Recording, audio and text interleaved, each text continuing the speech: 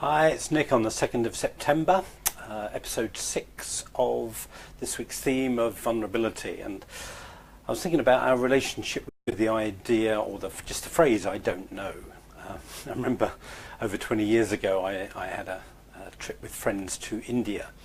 And I remember often asking people for directions in Delhi, and being shown directions here and shown directions there, and none of them seemed to work. And it wasn't until afterwards somebody said to me that men, especially in India, don't like to say they don't know directions. That's probably fairly universal. So they would make up directions just so they wouldn't have to say I don't know. And I just realised what a load of difficulties that caused my party, because we were sent off in all these wild goose chases that were never the right directions in the first place. So I don't know what your relationship with the idea of I don't know is, but I think when I was younger, I would hate to say I don't know. Like it was almost like a failure. I'm supposed to know, so I'd make up answers, I'd make up excuses and all sorts of things. And I was having a conversation with a friend of mine who's a leader and a producer in her field, one of the top people in her field, and she was telling me this, that she has I said to her, because I was talking to her, and I said, you seem to have a very good relationship with not knowing things. And she said, oh yeah, when I don't know something, I get really excited because I know that I'm about to discover something, either on my own or through inspiration or through conversations with other people. I don't know to me means I'm going to find out, and I'm excited about what I'm going to find out that I don't yet know. And I thought, wow, isn't that fascinating? What a different relationship she has with the idea of not knowing.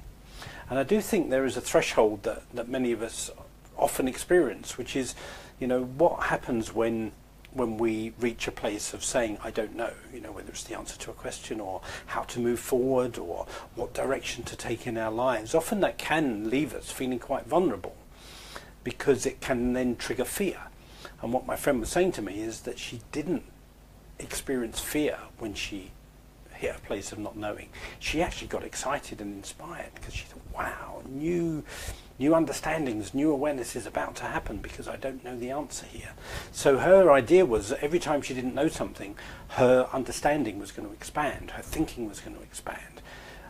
She didn't go into fear, she went into excitement. I just thought, isn't that interesting?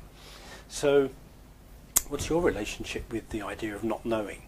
Could you do with getting more excited about not knowing so that you could kind of live in anticipation and expectation that a new understanding or a new insight or a new recognition was about to emerge because you didn't know something.